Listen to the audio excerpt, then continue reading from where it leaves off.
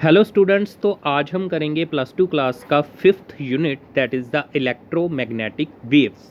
तो EM waves के बारे में आज हम इस वीडियो में पढ़ेंगे। तो उसके पहले हम पढ़ते हैं the displacement current and origin of electromagnetic waves. Displacement current क्या होता है एंड इलेक्ट्रोमैग्नेटिक वेव्स का ओरिजिन क्या है वो हम देखते हैं पहले। तो firstly when capacitor is charged in an electrical circuit, किसी इलेक्ट्रिक सर्किट में अगर हम कैपेसिटर की प्लेट्स को चार्ज कर रहे हैं, charge accumulates on two plates of the capacitor and as a result changing electric field is produced cross the gap between its two plates. जब हम किसी कैपेसिटर की प्लेट्स को चार्ज देते हैं तब जो उन प्लेट के बीच में जगह है वहाँ पर एक चेंजिंग इलेक्ट्रिक फील्ड पैदा होती है। There is a existence of magnetic field in the gap between two plates. जहाँ पर इलेक्ट्रिक फील्ड होगी वहाँ पर मैग्नेटिक फील्ड भी पैदा होगी। ये जो चेंजिंग इलेक्ट्रिक फील्ड थी वो वहाँ पर क्या पैदा करती है? Magnetic field. हमें पता है जब कहीं पे इलेक्ट्रिक फील्ड हो तब वहाँ पर क्या प्रोड्यूस होता है? Magnetic field. Because magnetic field का सोर्स ही क्या होता है? Moving charge. Moving charge produces magnetic field. So gap में electric field as well as magnetic field दोनों ही पैदा हो जाती हैं। To explain this Maxwell assumed the flow of current cross the gap between the plates of the capacitor. Maxwell ने assume किया कि उस गैप में से करंट फ्लो कर रहा है and named it as displacement current. Means ये जो एक अज्यूम्ड करंट है प्लेट्स के बीच में, दो प्लेट्स के बीच में जो अज्यूम किया हुआ करंट है उसको हम क्या बोलते हैं? Displacement current. This current is not due to the flow of electrons. आपको ये याद रखना है कि कैपेसिटर के बीच प्लेट्स में कोई इलेक्ट्रॉन्स नहीं फ्लो करते, तो ये करंट की वैल्यू क्या होगी फिर वो हम देखते हैं। And attributed its origin to its varying electric field. ये किसकी वजह से पैदा हुआ? वेरिंग इलेक्ट्रिक फील्ड की वजह से पैदा हुआ between the plates. Thus varying जो इलेक्ट्रिक फील्ड है cross the plates of the capacitor gives rise to magnetic field. ये varying electric field magnetic field भी बना देगी वहाँ पर। Maxwell's concept of displacement current makes a continuous flow of current in such an electrical circuit. Maxwell के according एक electrical circuit में continuous flow of current होता है। बाहर वायर्स में होता है कंडक्शन करंट एंड बीच वाली खाली जगह में क्या होता है? Displacement current. तो पहले डायग्राम में देख लीजिए एक बार। जैसे हमने ये कैपेसिटर की दो प्लेट्स हैं, इसको बैटरी से अटैच कर दिया। ये जो बाहर करंट है वायर्स में उसको बोलते हैं हम कंडक्शन करंट, और ये जो बीच खाली जगह में ये जो करंट है उसको हम बोलते हैं डिस्प्लेसमेंट करंट। तो यहाँ पर एक इलेक्ट्रिक फील्ड सेटअप हुई जो कि चेंज हो रही है। ये चेंज क्यों हो रही है? बिकॉज ये प्लेट्स पर जो चार्ज है वो अकोमुलेट होता जा रहा है, मीन्स चार्ज की वैल्यू बदल रही है और इलेक्ट्रिक फील्ड का मैग्नीट्यूड भी चेंज हो रहा है, जिसकी वजह से यहाँ पर एक मैग्नेटिक फील्ड पैदा होती है। मैग्नेटिक फील्ड जो है वो पेरीमीटर पे पैदा होती है, सर्कल में पैदा होती है, means perpendicular to the electric field पैदा होती है। ये जो मैग्नेटिक फील्ड है ये perpendicular to the electric field पैदा होती है। आपने ये किया था ये पहले थर्ड चैप्टर में कि जब ये करंट फ्लो करता है इस डायरेक्शन में तो उसके अराउंड एक सर्कुलर पाथ में पेरीमीटर में पूरे में मैग्नेटिक फील्ड पैदा होती थी, जिसकी हमने डायरेक्शन निकाली थी राइट हैंड थंब रूल से। तो वैसा ही कुछ यहाँ पर है, मैग्नेटिक फील्ड पैदा होती है पेरीफेरी पे पूरी and perpendicular to the electric field. तो दिस कंडक्शन करंट जो बाहर वायर्स में था is equal to the displacement current. In light of this Ampere's circuit law was modified to. हमने एक एम्पियर्स सर्किट लॉ किया था, वो क्या था? वो था line integral of magnetic field around any closed path is equal to the mu naught times the total current threading the closed path. तो उसको हमने मॉडिफाई कर दिया। अब उस पर यहाँ पर अब दो करंट आ गए, conduction as well as displacement current. उसके फॉर्मूले में एक ही करंट था पहले, कंडक्शन करंट। तो अब यहाँ पर दो करंट्स आ गए हैं, एक conduction current and second one is displacement current. तो this is called the modified Ampere circuit law. इसको मॉडिफाई किसने किया? मैक्सवेल ने किया। ठीक है जी। तो अब हम इस डिस्प्लेसमेंट करंट का मैग्नीट्यूड निकालेंगे, ये इसके इक्वल है। ये किसकी वजह से पैदा हुआ? इलेक्ट्रिक फील्ड की चेंज होने की वजह से। अगर इलेक्ट्रिक फील्ड चेंज हो रही है तो इलेक्ट्रिक फ्लक्स भी तो चेंज होगी। हमें गॉस थ्योरम ने बताया था electric flux is equal to the Q upon epsilon naught and charge is equal to the phi into epsilon naught. ये बन गया हमारे पास formula, electric flux into epsilon naught. जब हम इसका टाइम d/dt करेंगे, मतलब rate of change with respect to time निकालेंगे, तो d/dt इधर भी लग जाएगा और ये जो एप्सिलॉन नॉट है ये कांस्टेंट है, ये आगे आ जाएगा। तो इसको हम क्या बोलेंगे, dq/dt को I, displacement current. So displacement current is equal to the epsilon naught into d∅/dt, where phi E क्या रिप्रेजेंट करती है, electric flux. Rate of change of electric flux into epsilon naught is equal to the displacement current.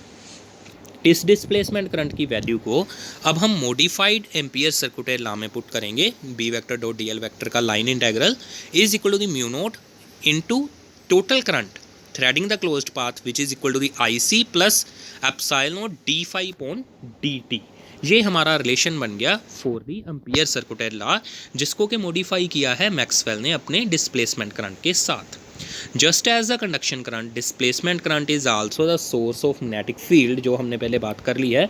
Displacement current produces magnetic field due to time rate of change of electric field, thus in the gap both electric field and magnetic field exist. Gap में दोनों ही exist करती हैं, electric as well as magnetic field. तो electric field का concept हमने ना first unit में पढ़ा था कि कैपेसिटर की दोनों प्लेट्स के बीच में एक इलेक्ट्रिक फील्ड होती है जो कि डिपेंड करती है चार्ज पे, means sigma upon epsilon naught, उसका ये रिलेशन भी किया था। यहाँ पर sigma surface charge density varying है, तो इलेक्ट्रिक फील्ड भी वेरिंग पैदा हुई, जिसकी वजह से वेरिंग मैग्नेटिक फील्ड ही गैप में पैदा होती है। तो ये कॉन्सेप्ट है पूरा। The time varying electric field is perpendicular to the plane of plates, ये परपेंडिकुलर है प्लेन ऑफ प्लेट्स के इलेक्ट्रिक फील्ड तो।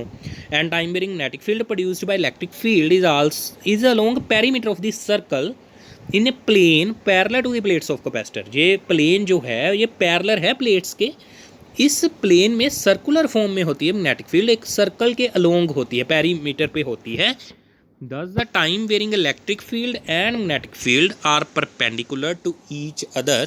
The two fields combine to constitute electromagnetic wave. ये दोनों time varying electric as well as magnetic field combine होके EM wave पैदा करती हैं in the third direction.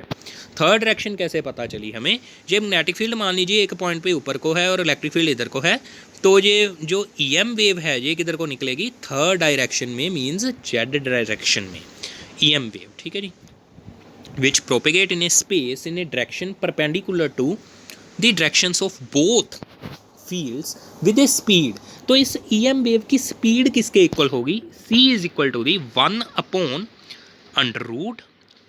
Not into epsilon naught, where mu naught is the absolute permeability of the free space. ये हमने magnetic field वाले chapter में पढ़ा था, absolute permeability of the free space, and epsilon naught is equal to the absolute permittivity of the free space. जब इन दोनों की values for the free space हम यहाँ पर पुट कर देंगे तो सोल्व करके हमारे पास जो आंसर आएगा वो होगा 3 × 10⁸ मीटर पर second. So this is also the speed of light. So EM waves travel with the speed of light, and speed of light, ये speed of light is equal to the speed of EM waves होती है, और ये depend करती है absolute permeability of the free space as well as absolute permittivity of the free space. At any instant C is also equal to the electric field divided by magnetic field. तो next अब हम इसमें करेंगे Maxwell's equations. Maxwell ने already जो existing 4 equations थी उनको ही अपनी इक्वेशंस बताया है, उनमें कुछ मॉडिफिकेशन की थी इसने। तो first is Gauss law in electrostatic, ये मैक्सवेल की फर्स्ट इक्वेशन हम इसको मानते हैं। गोज लॉ क्या था, electric flux through any close surface is equal to the 1/ε times the total charge enclosed by that surface. Second थी गोज लॉ इन मैग्नेटिज्म, जो कि मैक्सवेल का सेकंड लॉ है, उसमें उसने क्या बताया था, magnetic flux through a close surface is equal to the 0, because जितनी फ्लक्स एंटर करती है उतनी ही लीव करती है in case of closed surface around a bar magnet. Because इसका ओरिजिन क्या है, इसका कारण क्या है, because magnetic poles always exist in pairs, always pairs में एग्जिस्ट करते हैं। नॉर्थ पोल से जितनी लाइंस बाहर निकलेंगी उतनी ही साउथ पोल में एंटर करेंगी क्लोज्ड सरफेस के बीच में, इसलिए ये लाइन सरफेस इंटेग्रल जो होगा मैग्नेटिक फील्ड का, मींस मैग्नेटिक फ्लक्स जो होगी वो 0 होगी। ये मैक्सवेल की सेकंड इक्वेशन है। Third is the Faraday's law of electromagnetic induction, ये हमने 4th यूनिट में किया था। Induced EMF is equal to the rate of change of magnetic flux. ये हमने किया था अभी अभी। ये है magnetic flux, rate of change of magnetic flux. तो इंड्यूस्ड ईएमएफ मींस के voltage is equal to the electric field dot DL vector circular path. तो ईएमएफ किसके इक्वल है? Line integral of electric field around a any closed circular path, closed path, sorry circular नहीं, हम कोई भी shape की curve हो सकती है। क्लोज्ड पाथ, ये बीच में जो ये सर्कल डाला हुआ है ना, इसका मतलब क्या है? Closed path. तो ये हमें मिल गया line integral of electric field around any closed path is equal to the induced EMF which is further equal to the rate of change of magnetic flux. Minus जहाँ पर क्यों डालते हैं? बिकॉज ये जो इंड्यूस्ड करंट है always oppose the change in magnetic flux, ये change in magnetic flux को ऑलवेज अपोज करता है। ये मैक्सवेल की थर्ड क्वेश्चन है। This law states that line integral of magnetic field along a closed path is equal to the time rate of change of magnetic flux through the surface bounded by the closed path। उस surface में से कितनी magnetic flux जो गुजर रही है उसकी time rate of change के equal होती है induced EMF, line integral of electric field along a closed path। Then next is the Ampere circuital law, उसकी modified form जो हमने पीछे लिखी थी, B naught DL B vector dot DL vector closed path के around उसका integral is equal to mu naught into I C plus epsilon naught D phi upon D T. This is the displacement current, this is the conduction current, this is the mu naught. ये क्या था? Ampere सर्कुइटल law था। ये भी इसकी modified form है। Maxwell's equations predict that time and space dependent electric and magnetic fields, time and space dependent मतलब time के साथ भी और स्पेस के साथ भी जो वेरी करती हैं electric and magnetic field, propagate as transverse waves. ये एज ए ट्रांसवर्स वेव्स की तरह मीन्स 90 डिग्री पे दोनों के, इलेक्ट्रिक फील्ड के भी और मैग्नेटिक फील्ड के भी, जो 90 डिग्री पे एक वेव्स पैदा करती हैं। Time and space dependent electric and magnetic field propagate करती हैं एक वेव को, ट्रांसवर्स वेव को, जो कि दोनों के ही परपेंडिकुलर है, electric and as well as magnetic field के।